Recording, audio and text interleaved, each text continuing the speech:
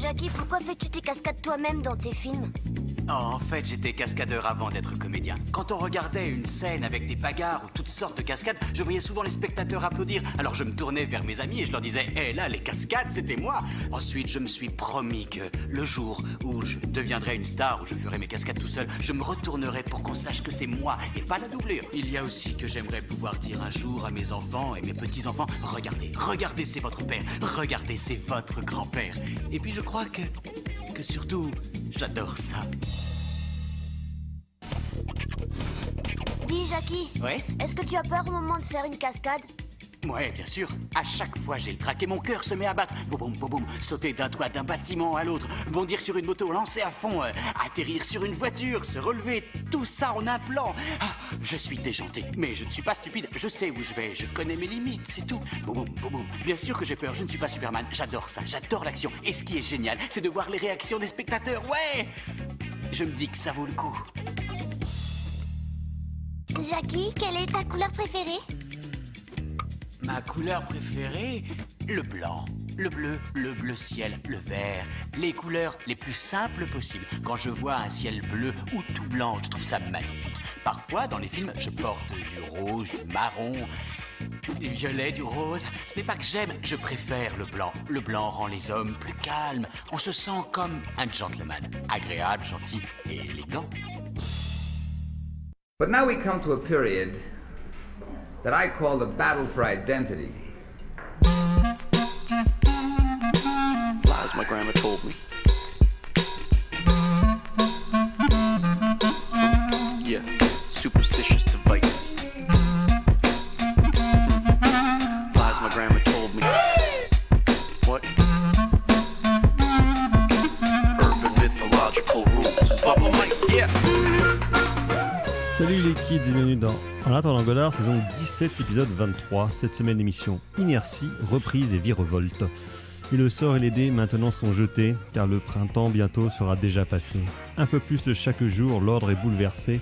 Ceux qui attendent encore vont bientôt arriver. Le premier d'aujourd'hui, demain, sera dernier, car le monde, il est en change. Enfin bref, il est 19h et comme disait Peter, c'est l'heure.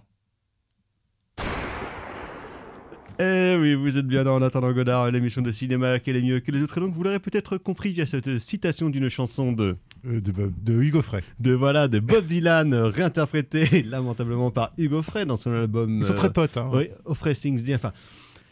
Frey dit qu'ils sont très potes. Ouais, plutôt. Voilà, on va plutôt aller dans ce sens-là. Donc, car nous parlerons... Car Dylan n'a pas d'amis, c'est bien connu. Non, exactement, c'est un loner. Nous parlerons donc ce soir de Un parfait inconnu, A Complete Unknown, le film de James Mangold consacré aux premières années 1961-65 de Bob Dylan, qui est donc sorti dans les salles françaises il y a 2 semaines. Et ensuite, nous parlerons de 2 sorties en Blu-ray chez Spectrum Film. Tout d'abord, Gorgeous, a.k.a. Jackie Chan, à Hong Kong, de Vincent Koch. Et ensuite, d'un coffret de 2 directs to vidéo chinois, Eye for an Eye 1 et 2, de Yang Bingjia. Et pour parler de ce jeu, par moteur de cet album, il y a bien évidemment la fine fleur du Grand Ouest, pas à ma gauche cette fois, mais en face de moi, à la manette, aux manettes même, il y a carrément Floret. Bonsoir Thibaut. Salut Thomas, salut à toutes et à tous. Donc Thibaut qui est vraiment multitâche ce soir, mise en son, parlotte, incroyable, vraiment un homme multitâche. Mais il y a également le docteur Erwan. Bonsoir docteur. Bonsoir. Moi je suis monotâche. Oui, toi tu es monotâche, voilà.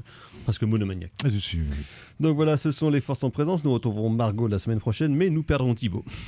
Enfin, qui reviendra après normalement, mais oui, on le perd pas totalement, on va pas le perdre complètement. Non, genre le perdre dans les bois, oui, ou voilà, non, pas du tout. Peut-être dans le désert, Thibaut, il en sera capable. Non, reviens-nous, évidemment. Donc, ce sont les forces en présence et nous allons passer 3-4. Avant de passer à la section critique de cette émission, quelques nouvelles neuves de tête de ligne. Un seau de merde, docteur. Il m'a jeté un seau de merde en pleine figure. Alors les agendas locaux pour commencer, donc ce soir c'est la fin du festival Travelling que nous n'avons pas pu annoncer la semaine dernière parce que on va dire la présidence a fermé l'université, donc nous n'avons pas pu faire à cause d'une intrusion gauchiste. Alors écoutez, je suis allé voir quelques tags dans le hall B. Oui, il y a eu oui, c'est rigolo. C'est plus ou moins original en termes de slogan. Oui, c'est toujours il y a un peu de tout. C'est toujours un peu la foire à la saucisse. Ouais, il y a un peu de tout. Mais c'est des dégradations, donc on condamne, oui, bien évidemment. Exactement, nous condamnons les violences. Nous condamnons les violences, forcément. Donc, en tout cas, Travelling se termine ce soir. Donc, c'était Travelling Stockholm. Oui. Stockholm, toujours en Suède. Hein. Oui, toujours en Suède, c'est ça. Donc voilà. Et toujours la géo chez nous. C'est toujours alors qu'on en a parlé il y a 2 semaines, je suis pas plus capable. Mais donc sinon, nous vous rappelons que dans le cadre du film du dimanche soir proposé par nous-mêmes et nos meilleurs ennemis du cinéma est mort, donc le 16 à 20h15, ce sera une histoire vraie, Straight Story de David Lynch, un beau film américana. Ça fait. Un film, un slow road movie. Un mélange de vieux exploitation et de road movie. Exactement. Sinon, demain, au tambour, double programme italien avec à 18h15 Una Questione Privata des frères Taviani, que je n'ai jamais vu. Non. Et à 20h45, donc Rome, ville ouverte de Roberto Rossellini. D'accord. Qu'on a vu. Voilà, qu'on a vu par contre. Sinon, pas de séance de Cinémaniacs la semaine prochaine parce que donc, c'est les vacances universitaires. Et dans la série des sorties nationales... Alors, donc, il y a The Brutalist, film qui a eu sa petite réputation au dernier festival de Venise et qui donc sort demain, grosse gloumoute sur un rescapé des camps qui fuit en Amérique pour découvrir un petit peu le rêve américain, architecture, tout ça, un mélange de Ayn Rand et du parrain, on ne sait pas, on attend de voir, de Corby, j'ai noté son nom mais j'ai oublié. Moi, je connais pas du tout ce cinéaste. On nous rappellera de toute façon la semaine prochaine. Sinon, pour vous qui êtes romantique, il y a une nouvelle aventure de Bridget Jones, folle de Louis. Ouais. Je ne savais absolument pas qu'il sortait. Moi, je trouve qu'elle tient. Enfin, moi, j'ai vu des photos. Je trouve qu'elle tient plutôt bien la route, Renée Zellweger. Thibaut, elle tient bien le rôle encore, moi, je trouve. Bridget Jones, votre avis? Non, d'accord, voilà. Non, mais si ça se trouve, c'est bien. Non, ça n'a jamais été bien, Bridget Jones. Ça n'a jamais été bien. Mais ouais, non, c'est vrai que ça n'a jamais été C'était avec qui? C'était avec Hugh Grant ou Colin Firth? Les deux. Les deux. Qui sont là dans le 3e aussi, mais avec... Hugh Grant joue le méchant dans le 2, je crois, dans le 2e opus. Et me semble exactement. Et voilà, ils reviennent, mais tout le monde a 20 ans de plus. Un peu comme dans... Dans Twin Peaks saison 3. Non, je pensais... Mamma Mia. Mamma Mia 1 et 2. Il y a des chances que ce soit quand même un poil mieux que Mamma Mia. Parce que t'as vu Mamma Mia? J'ai vu des bouts. Oui, non mais... Je me souviens de Pierce Brosnan qui chante pas juste du tout. Mais qui a pas honte. Mais qui a pas honte. Donc rien que pour ça. Mais tu sais que t'as le droit de regarder Mamma Mia. Non, j'ai jamais vu Mamma Mia en entier. J'ai vu des bouts, effectivement. J'ai vu des bouts avec Meryl Streep, mais j'étais un souvenir très vague. Diffus. Ouais, très diffus. Pas très fan d'Abba. Non, puis en plus pas très fan d'Abba. Donc voilà. C'est sûr que ça joue. Voilà, donc bon. Sinon, dans la catégorie encore des suites dont on avait oublié qu'ils en sont encore, c'est Captain America Brave New World. Ouais. Avec cette fois Harrison Ford qui joue Red Hulk, le président des États-Unis et Red Hulk. Hulk rouge, quoi. Harrison Ford? Oui. Tu veux dire la doublure d'Harrison Ford qui joue Hulk rouge, quoi. Harrison Ford est venu genre pour 2 ou 3 gros plans et froncer les mâchoires. Sinon, il y a le nouveau film de Costa Gavras, Pépère, qui est plutôt jeune, avec un film qui peut-être s'intitule fort à propos Le Dernier Souffle, avec André Dussolier et Bruno Podolides. Ou Denis plutôt. C'est pas Cadmerade aussi? Ah non, voilà, c'est pas André Dussolier, c'est Cadmerade. Mais c'est juste que André Dussolier a fait un film sur la fin de vie il y a pas longtemps avec Sophie Marceau aussi. Du coup, je les confonds. Donc de la vieuse exploitation. Ah là, clairement, oui. Fait par des vieux, pour des vieux. Ok. Voilà. Mais si ça se trouve, c'est vachement bien. Oui, en plus, c'est Costa. Son dernier Adult in the Home était super. Ouais. Carrément. Sinon, il y a un polar avec Alexis Minetti qui s'appelle Le Mohican, qui se passe en Corse, si je ne m'abuse. Ça a l'air. Oui. Sinon, il y a un film de Roberto Minervini qui s'appelle Les Damnés, qui se passe pendant la guerre de sécession aux États-Unis d'Amérique. Et sinon, pour toi, Aaron, parce que je sais que tu aimes ça, il y a le nouveau film de Striptease intégral. Le Striptease avec Demi Moore? Non, Striptease...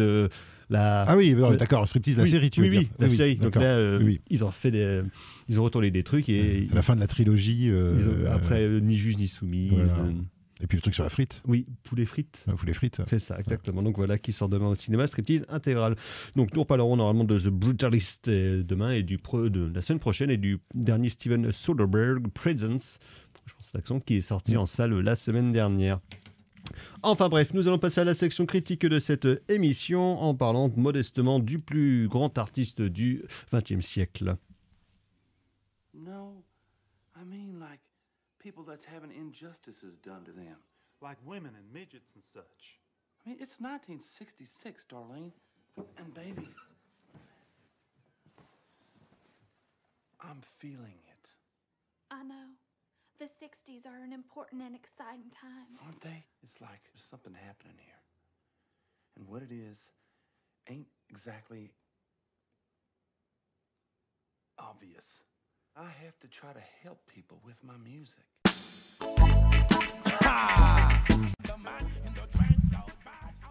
En attendant Godard sur Syllab, et donc c'était Sizzla avec une reprise de Subterranean Homesick Blues, donc le chanteur jamaïcain, qui était précédé d'un extrait donc de Walk Hard de Jack Kasdan, dans lequel le héros Dewey Cox nous parlait de tous les changements qui arrivent dans les années 60 et qui vont bouleverser nos vies. Et c'est exactement ce qui s'est passé donc au début des années 60, période faste et comment dire, très étrange pour la musique populaire, la musique américaine, mais aussi la musique anglaise, parce que il y en a question donc, mais pas vraiment, dans Un Parfait Inconnu, A Complete Unknown de James Mangold, qui donc nous raconte les premières années de Bob Dylan à son arrivée à New York entre 1961 et 1965, au fameux concert de folk de Newport, où il était un scandale quand il avait passé à l'électrique, comme on dit, film. Voilà, légende. C'est une expression populaire Oui. aux États-Unis. Quand on veut dire que quelque chose est radicalement différent, on dit c'est aussi différent que quand Dylan est passé électrique. Donc, Bob Dylan. Alors, Bob Dylan, personnage, on va dire. Comment essayer de circonscrire Bob Dylan? Comme je disais, probablement. Personnage énigmatique, moi je dirais. Personnage énigmatique, volontairement, lui-même, tout au long de sa vie, il le fait encore, n'a eu de cesse de réécrire sa propre histoire, enfin de l'écrire puis de la réécrire. Là, c'est encore le cas, puisque donc il a été collaborateur donc au scénario de A Complete Unknown, lui permettant une nouvelle fois de réécrire donc sa propre histoire, de finalement essayer d'inscrire ce film-là dans la légende dylanienne, bien sûr. On va dire. Et donc, d'autant que c'est une période qui est parmi les plus documentées de toute la vie de Bob Dylan. Il y a eu je ne sais pas combien d'articles, de bouquins, de films, de documentaires sur justement les premières années donc de Bob Dylan. Parce que c'est la période où il devient connu, enfin c'est la période où il devient une star, quoi, en fait. Il devient une vedette interplanétaire. Il y a eu notamment, il y a 20 ans déjà, un formidable documentaire de Martin Scorsese qui s'appelait No Direction Home. Encore un film qui reprenait donc des paroles de la chanson Like a Rolling Stone, comme A Complete Unknown, et qui traite exactement de la même période, la période 1960-1966 à peu près, jusqu'à son accident de moto. Mais c'était sous l'angle du documentaire, par contre. C'était sous l'angle du documentaire. Mais c'est un super documentaire qui fait près de 4 heures. Qui fait 3h40, que j'ai revu la semaine dernière. Qui est vachement bien. Qui est la semaine dernière. Qui est un documentaire vraiment intéressant, d'autant que Bob Dylan lui-même, pour une fois, avait accepté d'y participer sans raconter de conneries. Et il y avait notamment beaucoup donc, de témoignages de gens de l'époque qui ont connu et qui étaient encore vivants, puisqu'il y avait notamment donc, des entretiens qui ont été menés au cours des années 90. Mais ça c'est parce que Scorsese connaissait, a filmé The Band, en fait, voilà, dans The Last Waltz, donc il connaît bien cette scène-là, il connaît bien les gens de cette scène-là, quoi. Exactement, donc c'était un documentaire absolument formidable. Et là, on pouvait se dire, qu'y a-t-il encore de plus à raconter sur cette période que l'on ne connaîtrait pas? Alors déjà, c'est un double projet. Il y a à la fois, on va dire, la volonté de la vedette Timothée Chalamet d'avoir un peu son grand rôle de acteur studio pour montrer que lui aussi, c'est un acteur qui en a et qui a vraiment de la ressource. La volonté de James Mangold, artisan sympathique et parfois solide, mais assez inégal, on va dire, dans le microcosme donc hollywoodien, de se refrotter un biopic, puisqu'il avait déjà réalisé il y a presque 20 ans donc Walk the Line, consacré donc à Johnny Cash, qui revient dans ce film-là d'ailleurs, qui revient dans ce film-là, interprété par Boyd Holbrook, qui est un familier de la filmographie de Mangold, parce qu'il a déjà joué dans Logan et dans Indiana Jones, enfin son dernier, celui qu'il a fait il y a 3 ans, sauf que Johnny Cash n'est pas du tout la même personnalité que Dylan, justement. C'est que Dylan, c'est quelqu'un qui est beaucoup plus complexe, avec une musique beaucoup plus, comment dire, ardue presque, en tout cas en termes théoriques, que la musique de Johnny Cash, quelque chose de beaucoup plus évident et de beaucoup plus simple. Walk the Line, donc il y a 20 ans, avait plus ou moins fixé la manière dont les biopics sont faits depuis 20 ans, avec ce genre de rise and fall, de trauma d'enfance qu'il convient de rappeler pour expliquer pourquoi est-ce que le chanteur serait comme ci, serait comme ça, une formule répétée ad nauseam dans à peu près tous les genres, tout ça pour les biopics de cinéma, des biopics de musique, d'écrivains et compagnie. Sauf qu'avec Dylan, il y a quand même un paramètre qui est vraiment différent, c'est que donc dès le début, dès son arrivée à New York quand il a 20 ans, il raconte des cracks à tout le monde. Il raconte qu'il a grandi dans un cirque, puis il y a d'autres qui s'est enfui chez ses parents quand il avait 12 ans, puis d'autres qu'il a été hobo sur la route, qu'il a travaillé dans des mines, qu'il a rencontré telle ou telle vedette du folk et compagnie. Donc il raconte un peu des cracks à tout le monde pour finalement toujours essayer de échapper à ce que les gens voudraient qu'il soit. La question de l'identité, elle est centrale dans la carrière musicale de Bob Dylan et dans sa vie même tout court, en tout cas dans sa vie publique, dans sa vie, on va dire, sociale, même plus que publique. Et donc, Dylan étant un artiste tellement différent que finalement, tu ne peux pas l'aborder par le prisme d'un biopic classique ou bien normal. C'est ce qu'avait très bien compris Haynes quand il avait fait I'm Not There en 2007, en décidant de un peu parcourir différentes facettes donc de Dylan et en faisant interpréter via des avatars par 6 acteurs différents. Ce qui donnait un film absolument fascinant qui re-questionnait en permanence de manière extrêmement érudite mais aussi très ludique et presque pédagogique et très accessible les différentes figures que Bob Dylan a pu représenter au cours de sa carrière.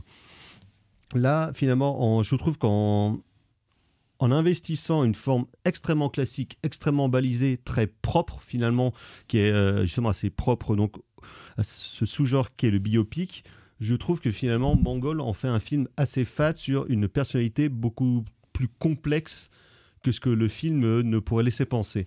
Et moi, c'est comme je trouve le principal défaut du film, et non seulement en tant qu'amateur de Dylan, mais aussi en tant que simple cinéphile et simple spectateur, j'ai trouvé finalement le film assez propre, trop propre et beaucoup trop conventionnel pour traiter une figure comme Bob Dylan.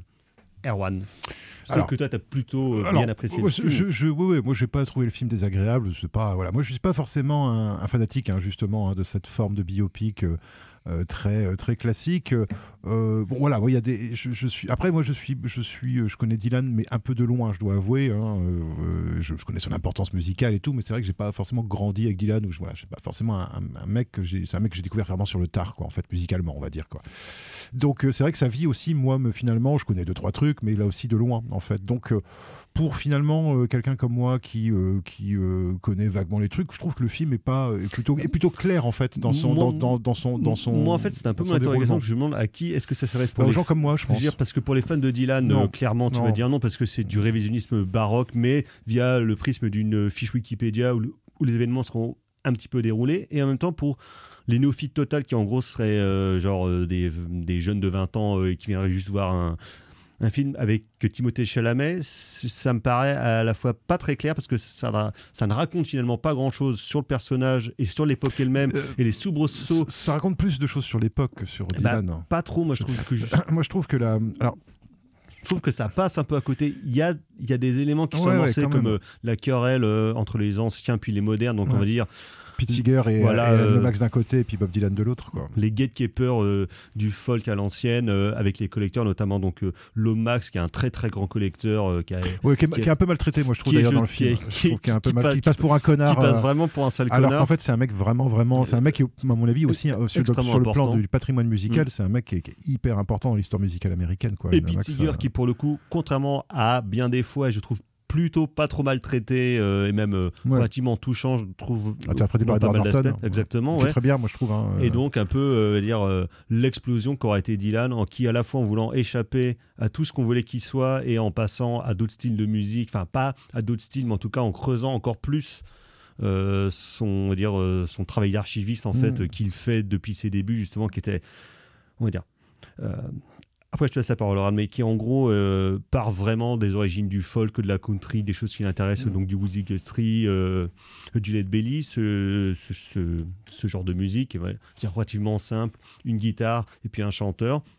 Et puis quand même des paroles engagées, parce qu'il y a quand même cet aspect-là. Extrêmement engagées, et qui, en fait, après Dylan, au fur et à mesure de sa carrière, si on s'intéresse au folk américain, on en revient évidemment à leurs origines, qui est le folk européen principalement, donc Angleterre, Irlande, Écosse, qui après tout ça a donc immigré, et donc au fur et à mesure de sa carrière, Dylan est constamment revenu aux racines de ses racines pour retravailler tout ça, pour reprendre leur musique, reprendre leurs influences, les retravailler et les faire rejaillir dans une forme hyper novatrice qui du coup choquait plein d'anciens du folk, on va dire, mais qui en même temps arrivait à drainer toute une nouvelle génération avec lui, à la fois par le prisme de ses musiques, par le prisme de ses mélodies et par le prisme donc de ses textes, où certains ont vu probablement à une époque beaucoup plus de choses que lui ne voulait dire, et ils l'ont vu un peu comme le nouveau prophète justement du folk, de la révolution, parce que dans tout le soubresaut des années 60, et c'est pour ça aussi que pendant longtemps, il a été accompagné avec des poètes, avec des théoriciens presque de la littérature américaine, comme Ginsberg par exemple, parce qu'ils ont reconnu en fait en Dylan quelqu'un qui potentiellement pouvait amener à changer les choses ou bien les mentalités de leurs contemporains. Ouais. Alors c'est vrai que le film, si le film pêche, c'est peut-être parce qu'il essaye de trop dire de choses différentes en fait sur Dylan. Et du coup, il est sans doute un peu superficiel sur certains aspects. Alors moi, sur le côté vie personnelle de Dylan, moi je connais pas trop bien, donc je pense que c'est gentiment réinventé, notamment la relation avec Joan Baez, qui, moi dans mon souvenir, était quand même plus importante. Oui, moi aussi, plus importante que ça. Un des trucs quand même qui m'énerve un peu dans le film, c'est la représentation des femmes et parce qu'on sait que Joan Baez et puis Suze Rotolo, qui là est renommée Sylvie Russo, d'après la volonté même de Dylan, parce que Suze Rotolo est morte il y a 4-5 ans, et il voulait justement, comme c'est une réinterprétation et une réécriture vraiment en dessous de l'importance qu'elle a réellement eue, de ne pas utiliser son vrai nom.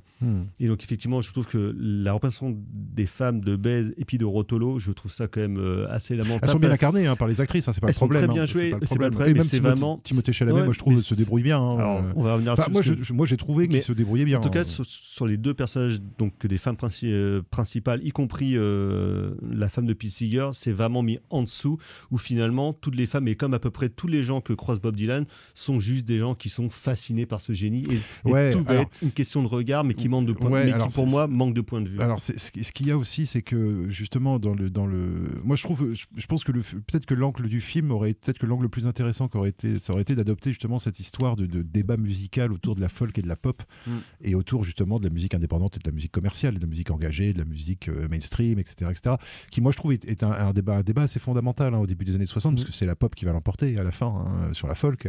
Mais sans pour autant faire disparaître la folk. Non, sans la faire disparaître, mais quelque part en termes d'état d'esprit, c'est la folk a perdu, parce que quelque part il y avait une forme de radicalité chez justement, pas tellement chez Seeger, mais chez Woody Guthrie particulièrement. Il y a une radicalité politique, il y a chez Joan Baez aussi d'ailleurs. Mais qui était une autre génération. Voilà, mais qui en fait s'est heurté, qui en fait a été adopté par les hippies, par les beatniks à la fin des années 60, mais qui s'est heurté à la réalité de la guerre du Vietnam, du capitalisme à l'américaine, et bon voilà, comme beaucoup de mouvements contestataires. Donc moi je trouvais intéressant justement de peut-être de voir Dylan par le biais justement de cette question de la contestation, de est-ce qu'il est contestataire, est-ce qu'il surfe sur la vague, etc.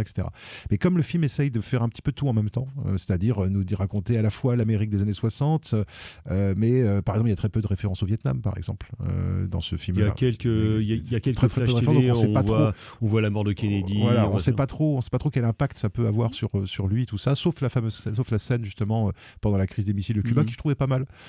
Voilà, où ils ont joué une dernière fois, où tout le monde les gens s'enfuient de New York, une espèce d'ambiance de panique et tout. Voilà, moi j'ai trouvé que c'était plutôt pas mal ça comme scène.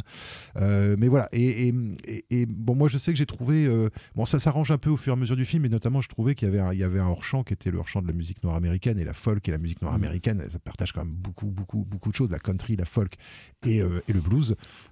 C'est les mêmes racines. Enfin, je veux dire, c'est juste des différences de communauté, mais sinon c'est les mêmes racines musicales.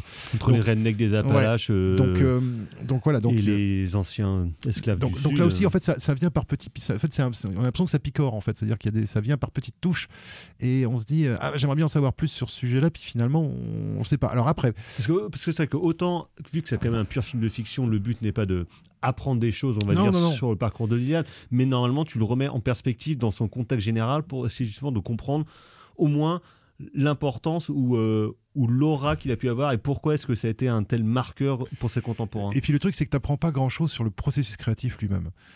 Ça, c'est malheureusement souvent le cas. Parce que c'est compliqué à représenter au cinéma, et c'est vrai que tu... À part le voir griffonner la nuit dans sa chambre, mais c'est vrai que sinon tu sais pas comment est-ce qu'il avance, comment est-ce qu'il fait des brouillons de chansons, etc. Enfin, ça aurait été... Tu vois, par exemple, Suze Rotolo a eu une importance majeure pour lui, justement, parce qu'il lui a fait découvrir toute une littérature et un versant politique, en fait, que lui ne connaissait absolument pas. Il avait ses quelques références littéraires, tu vois, il avait...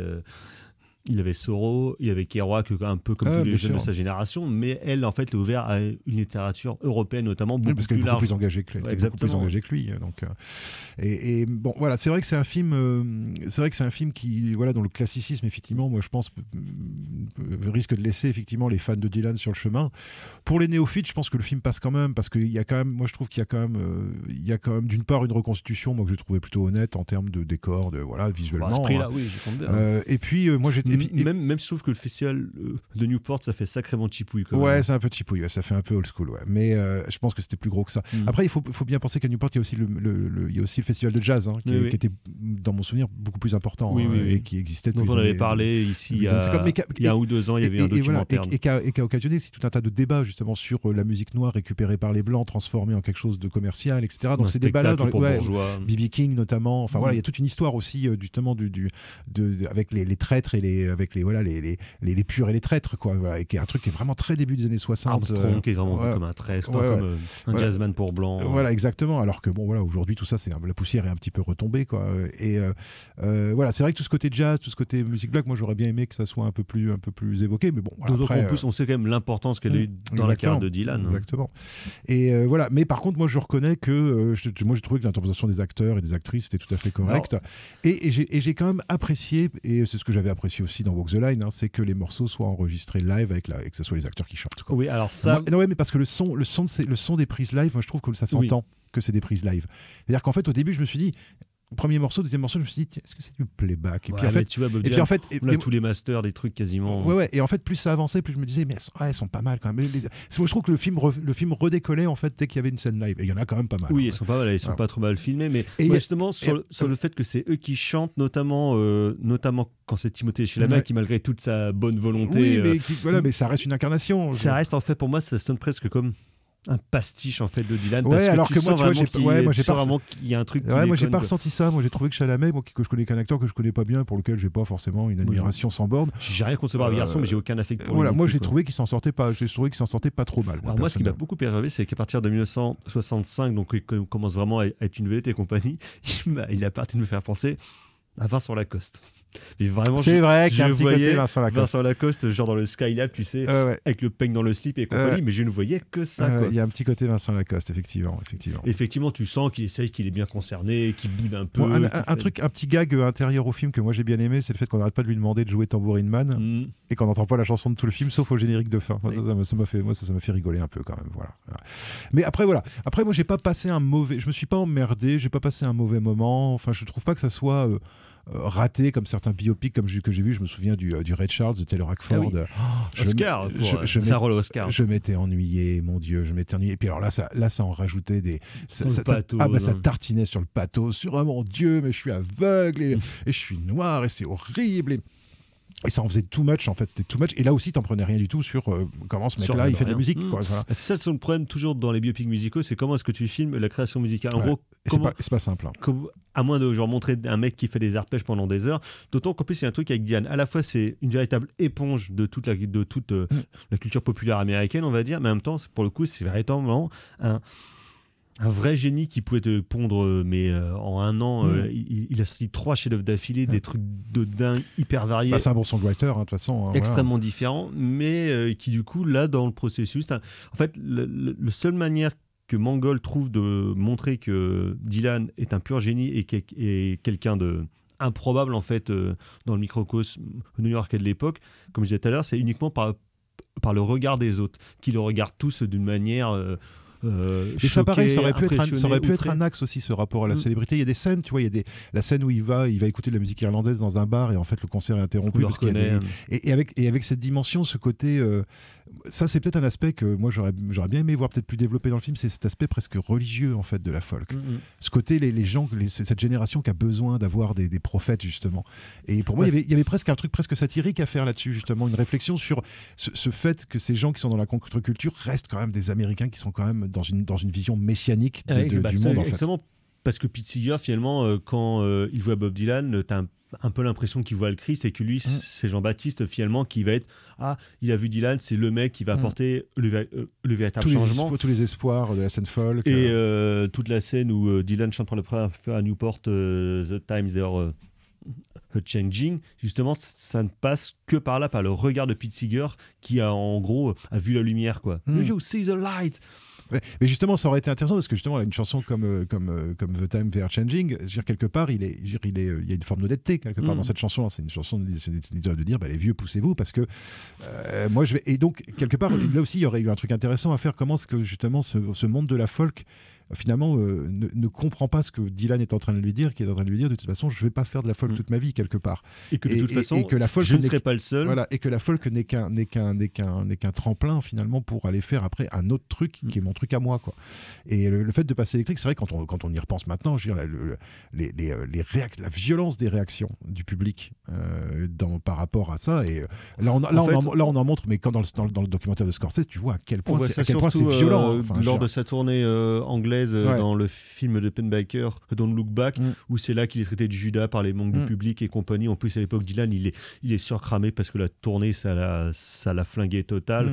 Et de toute façon tout ce qui s'est comme passé, il a un côté connard aussi en termes de personnes, et que c'est un qu'on sent, et ça c'est vrai, je trouve que ça c'est montré un peu mais pas beaucoup, ce côté agaçant, taquin, et toujours l'air toujours revenu de tout, voilà, mais qui en fait aussi un personnage qui était justement où ça fonctionnait en termes de persona, parce que c'était un jeune mec mais t'avais l'impression que c'était un mec vachement plus vieux dans un corps de jeune, mais quoi. surtout il y a un truc aussi qui manque avec Dylan, c'est comme son humour, parce que quand tu regardes tous les entretiens de l'époque, il est hyper drôle. Il est assez drôle, Dylan, donc ça participe à son côté un peu, mais c'est une espèce d'humour un peu arrogant, c'est un humour pince sans, c'est un mec pince sans rire, à la John Lennon, c'est pareil, parce que quand tu regardes les entretiens des Beatles dans les années 60, ils sont quand même tous super drôles, et Lennon notamment, il a ce côté un peu grinçant qui pince et tout, qui marche super bien, et Dylan est un peu dans ce côté pince sans rire, dans le même humour, et pareil là, je pense que justement les autres qui sont très très premier degré, très sérieux sur la folk, et on sent, voilà, et je pense que là il y avait, que ça rigole c'est un peu montré quand même dans le film, cette espèce de distance en fait, mais c'est pas là aussi, je pense que c'est ça le truc, je pense que Mangold en fait il veut tout dire en fait sur Dylan en 2h30, et je pense qu'en fait effectivement ça me semble compliqué, même sur une période aussi courte que la période qui est traitée dans le film, ça me semble assez compliqué. Et du coup, à force de vouloir, ça délaye un peu le film, quoi. C'est-à-dire qu'à force de vouloir tout dire sur sa vie perso, sa vie professionnelle, ses rapports avec l'argent, ses rapports avec avec la starification, etc., du coup, il survole en fait la vie de Dylan, et il la creuse pas, et peut-être pas autant, ou en tout cas pas de la manière dont Todd Haynes avait pu le faire dans Notre Verre. Et c'est ce que je disais au début. Moi, je trouve que le plus dommageable, c'est que quand tu as une figure sur Dylan, tu n'essaies pas de faire un truc aussi conventionnel, finalement. Parce que c'est passé à côté de ce qui représente. Et en fait, c'est assez marrant, parce qu'en regardant le film, tu sais à quel autre film j'ai pensé ? Moi, j'ai pensé à Inside Llewyn Davis. Oui, qui était une des grosses références. Et je me suis dit, et en fait, je regarde Inside Llewyn Davis, en fait, qui est basé sur Dave Von Rank, qu'on voit au tout début du film, la première scène de bar où Dylan rentre dans un troquet. En fait, il croise donc Dave Von Rank, qui était une figure locale de la scène new-yorkaise, un pas mauvais du tout, mais qui du coup a pas eu le destin. Et moi je trouvais qu'Inside Llewyn Davis, quelque part, je trouve que le film avait un point de vue, une focale plus étroite, mais moi je trouve rendait mieux justement cette question d'influence musicale, notamment. Parce que justement, il prenait en gros la question Dylan, mais par la bande. Ouais, et peut-être que Dylan, c'est peut-être le meilleur moyen de l'aborder, c'est peut-être pas frontalement, mais justement de l'aborder soit par de la démultiplication d'acteurs, soit par justement une espèce de côté indirect, en fait. Voilà. Peut-être que c'est la meilleure solution. Par le prisme de la fiction, c'est clair que ça me paraît le plus... Mais c'est clair que ça fonctionne moins bien qu'à Johnny Cash, qui a un trajet beaucoup plus terrien, quoi, et puis qui a une personnalité beaucoup plus terrienne, beaucoup plus franche du collier. Oui, c'est beaucoup moins mystérieux, c'est vraiment le pur Quinry. Mais avec aussi quand même des contradictions intéressantes à filmer, hein, mais voilà, il est plus premier degré entre guillemets, quoi, Johnny Cash, quoi, par rapport à voilà. Mais les scènes avec Johnny Cash sont sympas aussi, moi je trouve. Parce que dans le film. Alors tu sens que le mec il est très très content d'être là, de jouer Johnny Cash. L'acteur, il fait ça, il en fait des caisses, voilà. Mais bon, c'est pas désagréable. Non. Bon, voilà, moi j'avoue que le film m'a pas, je le mettrai pas dans mon top 10 de l'année, mais il m'a pas non plus énervé ou agacé autant que justement un fan de Dylan comme toi pourrait l'être. Peut-être qu'un jour on aura un biopic de Neil Young par exemple, où là en fait les mecs qui bosseront dessus remarqueront que Neil Young il aime bien faire les chansons, mais ce qu'il aime surtout c'est les voitures et les trains électriques.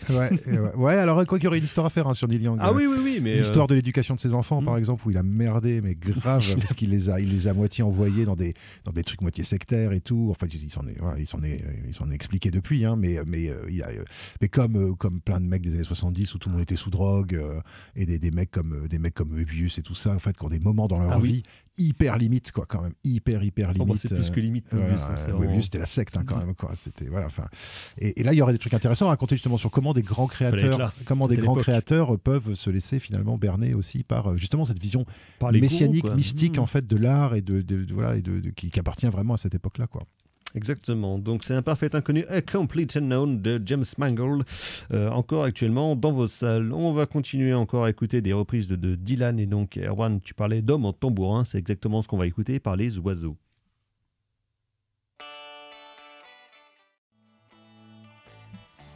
En attendant Godard sur Syllab, et donc c'était The Birds avec un Y, ne pas confondre avec le groupe anglais, avec Mr. Tambourine Man sur leur album de reprise de Dylan dans les années 60.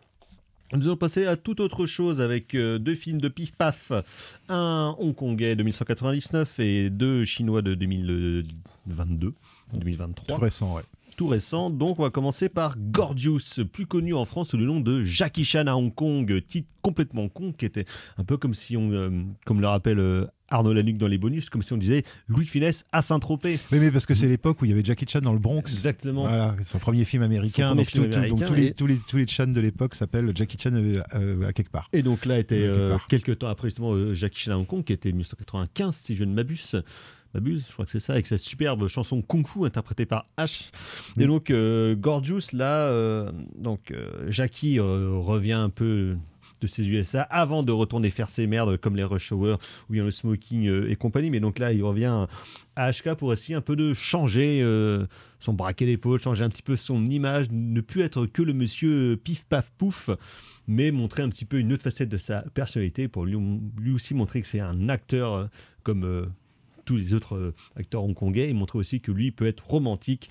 Et donc on lui fout dans les pattes là toute jeune, toute mignonne chou. Toute jeune là-dedans. Toute jeune et toute mignonne chouki, alors que Jackie il a déjà 45 ans et elle doit en avoir 21. Ouais, elle a tout cassé, elle est tout juste majeure. Elle a tout cassé dans une histoire d'un bringuillo. Et c'est elle qui tient quasiment tout le film sur ses épaules. Dans une histoire d'un bringuillo à Taïwan, avec des bouteilles jetées à la mer, des romances qui se croisent, qui n'ont aucun sens. Tony Leung dans le rôle d'un gay. Je m'attendais à, vu que c'était un film hongkongais, où on va dire que le cinéma hongkongais est pas très doué pour représenter la communauté homosexuelle. On va dire qu'on est un peu à l'équivalent de la cage aux folles. Même la cage aux folles à côté, tu rigoles. La cage aux folles, c'est déjà pas énorme. Non, c'est plutôt la représentation des grandes folles dans les années 50 dans le cinéma français, des années, genre chez Gilles Grangier. Voilà, comment dire, c'est un peu c'est ça, quoi. Exubérant. Voilà. Mais je trouve que Tony Leung s'en sort malgré tout avec les honneurs, puisque c'est sans doute parce que c'est un personnage qui est assez immédiatement sympathique déjà pour commencer. Parce que c'est Tony Leung. Et où le côté efféminé justement finit par fonctionner parce que l'acteur qui le joue n'est pas trop mauvais. Voilà. Ça reste pas ouf, hein, faut pas non plus c'est pas le top du progressisme. Sachant qu'il sort de Happy Together, Tony Leung. Ah bah deux ambiances. C'est pas tout à fait la même représentation de l'homosexualité, quoi. Non, mais c'est les mêmes équipes. C'est bon. Thibaut, alors Jackie Chan à Hong Kong. Oui, en effet. Après, je reviendrai pas sur le rôle de Tony Leung qui est quand même un petit peu gênant, mais non, pas du tout. On a vu. Mais c'est vrai que quand tu penses qu'il sort de Happy Together, c'est franchement le gap, le grand écart est incommensurable. Après, c'est ça la beauté du cinéma de Hong Kong, c'est que les mecs que la même année ils font, on va dire, les mêmes rôles entre guillemets, et c'est pas du tout la même tisane. Et après je me disais, mais je me dis, tiens, le film est... Alors oui, Jackie Chan sort de ses grands succès, Les Marins de mer de Chine, tout ça. Par son Condor, Drunken Master 2 surtout en 94. Je me disais, à à la fin du film, je me suis dit, mais en fait, ce film sert à quoi? Parce qu'en fait, c'est une romance avec des imbroglios, où vraiment on ne comprend pas grand-chose. Où il est obligé de se battre alors qu'il n'a pas envie. Il est obligé de se battre où il n'a pas envie. Il y a une espèce de portée fantastique avec cette histoire avec le dauphin, la bouteille à la mer. Il y a les dauphins, ouais, c'est vrai. Où tu sais pas trop ce qui se passe. Et au final, tu te dis, oui, mais attends, est-ce que le film, est-ce qu'on s'en ficherait pas un petit peu de la romance, parce que tu dis mais pourquoi Chouki est attiré par ce vieux merdeux là de 45 ans qui pue la thune? Parce qu'il pue la thune justement. Voilà, mais tu dis et en fait voilà, tu fais mais le mec pourrait être complètement détestable et en fait il est intéressant parce qu'en fait ça nous raconte une histoire ça nous raconte l'arrivée du capitalisme à Hong Kong et puis le capitalisme, je veux dire, où on prend pas de pincettes, on assume à fond les ballons la trading machine à mort, on assume d'être un gros con, un golden boy, pas si égocentrique que ça, mais qui affiche sa richesse de manière ultra vulgose. Donc, et puis il y a une autre chose qui m'intéresse, mais là c'est plus dans la forme, c'est vraiment le rapport qu'il y a entre la baston, notamment les bastons avec son sidekick Brad Allan, qui était en fait un cascadeur hyper connu. Voilà, qui était un jeune combattant à l'époque et qui après a intégré la team de Jackie Chan comme cascadeur et qui est mort il y a 2-3 ans. Il n'y a pas si longtemps que ça. Qui est super, moi je trouve dans ce film. Qui est super bien. Et en fait, un excellent chorégraphe aussi. Et ben voilà, j'allais en venir. Enfin, ce film-là fait la liaison quasi programmatique entre une baston dans le cinéma de Hong Kong et une danse. On n'est plus dans quelque chose... Le côté choré est vachement appuyé dans ce film-là. Le côté chorégraphique est vachement appuyé. Et en même temps, même, alors je spoil un petit peu, mais même au cours d'une baston, Jackie Chan fait même carrément des mouvements de danse qui, auparavant, avait fait avec Chouki. Donc je trouve que ne pas... Alors, les bastons à Hong Kong ne sont pas... sont des chorégraphies, certes, mais l'hommage à la danse n'est pas non plus... contourné, c'est clair et net. Non, puis c'est pas con, comme en plus il a fait l'opéra de Pékin. Voilà, Chan, et puis on avait parlé lors de l'émission spéciale de Tsuyar que quand il fait une baston, il est hyper influencé par l'opéra. John Woo, c'est pareil. Alors lui, c'était peut-être plus la comédie musicale, mais il y a des liens qui peuvent se faire. Et si je trouve que voilà, au moins, il fait le lien par A plus B qu'une baston dans le cinéma de Hong Kong égale une chorégraphie. Tout ce qui est là de plus classique au sens noble du terme, au sens classique du terme. Donc je trouve que c'est sympa. Néanmoins, moi j'ai vu la version internationale, donc qui est charcutée, qui dure 1h30. Moi j'ai vu la version longueur. Ouais, et on comprend pas grand chose en fait au final. C'est plus compréhensible dans la version longueur. Heureusement que ces deux axes de réflexion sauvent un petit peu le film où tu sens que voilà, on est carrément sur quelque chose de mineur dans la carrière de Jackie Chan. Alors en fait moi si je devais résumer le truc, je dirais, moi je trouve que les deux scènes de boxe sont vachement bien. Les deux scènes de boxe valent le coup. Le film vaut le coup pour ces deux scènes-là essentiellement. Et après en fait toute la partie comédie romantique, en fait je trouve qu'elle a un problème, elle souffre d'un problème de rythme. Ça manque un peu d'énergie, même si de temps en temps il y a des choses moi que je trouve assez drôles. Moi j'aime beaucoup le prétendant de Chouki qui arrive à Taïwan et qui se fait arnaquer par des voleurs à la tire qui sont persuadés que c'est Chow Yun-fat. Oui. Alors que physiquement, bon, c'est pas du tout ça.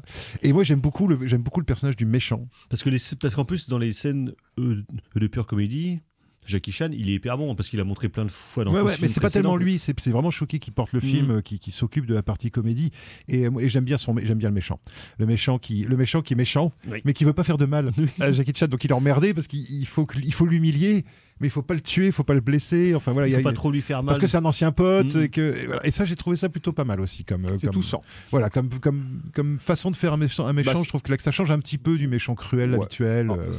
Les hommes de main sont très bien, moi je trouve. Les hommes de main stupides sont assez rigolos. En fait, c'est un alter ego, mais on n'est pas non plus sur du blanc et du noir. Non. C'est un alter ego, mais c'est pas trop manichéen. C'est quasiment son sidekick en fait. Mais Vincent Koch, en fait, le metteur en scène, c'est quelqu'un qui a beaucoup bossé toutes les années précédentes avec Stephen Chow qui fait un petit caméo dans le film, d'où en fait cet attachement aussi qu'il y a au second rôle un peu débile justement. Ouais. Et ça, je trouve que dès que ça arrive dans ce terrain-là, ça marche plutôt pas mal. Les histoires sur la langue taïwanaise au début, les gags sur le fait que les Cantonais comprennent pas, qu'on comprend pas le cantonais, le mandarin, les problèmes de langue, etc., etc. Moi, je trouve que voilà. Après, voilà, le côté de Jackie Chan sérieux, moi, j'ai un peu plus de mal à y croire en fait. Et j'ai toujours eu un peu plus de mal à y croire. Et là, c'est vraiment sa période où il y a Crime Story quelques années avant, le Kirkong, voilà, où c'est le premier Jackie Chan sérieux. Et puis il y aura New Police Story au début des années 2000, qui est vraiment chouette, qui est plutôt pas mal. Mais là aussi Story, avec Jackie Chan alcoolique et tout ça. Qui fronce les sourcils. Voilà, qui fronce les sourcils. Et je trouve qu'il est moins convaincant que quand il a son côté cartoonesque. Mais ça n'engage que moi. Exactement. Donc Gorgeous aka Jackie Chan à Hong Kong qui vient de ressortir donc avec ses 2 montages chez Spectrum Film et toujours chez Spectrum pour rester du côté de l'Asie du Sud-Est donc mais de la Chine, film très récent un direct-to-vidéo chinois Eye for an Eye. Parce qu'en fait, comme c'est aussi expliqué dans les bonus, la Chine, depuis plusieurs années, en chie par paquet de 12, plein de direct-to-vidéo qui ne sortent jamais chez nous, qui sont tous torchés à la va-vite et faits à peu près n'importe comment, et de temps en temps surgit un film qui ressemble à un vrai film. Qui est un peu soigné, Voilà, et qui donc là est une reprise en fait de Zatoichi. Alors, le premier c'est Zatoichi, le deuxième c'est Baby Cart. Voilà, du sabre-manche, enfin, de figures donc du cinéma japonais, mais pour les mettre à la sauce un peu moderne chinoise. À la sauce wuxia, Voilà, donc à la mode wuxia, parce que ça reste quand même des films d'époque, mais avec une économie de moyens, mais par contre un certain quand même savoir-faire pour cette petite économie. En plus, ce sont des films qui sont ramassés en termes de temps, puisqu'ils durent 1h20 à peu près. 1h20, 1h30. Alors, c'est des films qui ont l'éthique du cinéma chinois actuel, un peu trop de ralenti, un peu, voilà, une photo un peu grisâtre, voilà. Bon, ça marche plutôt bien. Dans ce cas-là, ça marche plutôt bien, justement, dans le cadre d'une série B. Je trouve que ça marche plutôt pas mal. Les scènes de combat sont plutôt bien. Il y a des moments, dans le deuxième notamment, où je trouve qu'il y a des trucs de montage un peu chelou. Je pense que ça a été un peu rushé, parce qu'il y a des coupes que je trouve un peu brutales et un peu brutales. Mais par ailleurs, moi j'ai trouvé que notamment ça tient beaucoup aux comédiens, voilà, où les méchants sont très méchants, les gentils sont très gentils. Mais où il y a une certaine conviction. Ouais, voilà. Le héros, une espèce de misanthrope, personne un peu misanthrope, moi je trouve qu'il est très bien. Et dans le deuxième, je trouve que notamment, alors dans le deuxième, j'avais très très peur parce que je me suis dit, ah putain, il y a un gamin. Et alors les gamins à Hong Kong, dans le cinéma à Hong Kong, ça peut vite devenir du gamin énervant, quoi, tu vois. Oui, mais là c'est la Chine contemporaine. Voilà. Et la petite gamine qui joue, moi je trouve qu'elle est très bien. Je trouve qu'elle joue vachement bien, quoi. Elle arrive à jamais être dans la chouinerie ou dans le. Je trouve qu'elle est bien, quoi. Vraiment, je trouve qu'elle joue sobre, en fait. Elle joue vraiment sobre, quoi, pour une enfant actrice dans le cinéma chinois. Elle joue carrément sobre, et je trouve que c'est plutôt appréciable. Ils sont pas caractérisés par leur sobriété de jeu. Non, c'est pas forcément. Parce qu'ils sont pas vraiment dirigés non plus. Non, bah, là, tu sens que la gamine, elle est beaucoup plus dirigée, quoi. Et je trouve qu'elle est vraiment bien, quoi. Moi, j'ai trouvé vraiment qu'elle était. Je trouve que j'ai presque préféré le deuxième parce que justement le duo qu'elle forme avec le héros aveugle. Je trouve que ça fonctionne pas mal du tout, quoi. Et l'histoire de vengeance est bien. Enfin, alors il y a aussi ce truc aussi que c'est mieux tenu que dans le premier, je trouve. Je trouve que l'histoire fonctionne mieux dans le deux. Dans le premier, on sent qu'elle est un peu basique, quoi, l'histoire. C'est assez balisé. Voilà. Mais par contre, moi j'aime bien l'idée dans les deux films, du massacre originel, c'est-à-dire qu'il y a un massacre au début et il va falloir se venger, quoi. Voilà.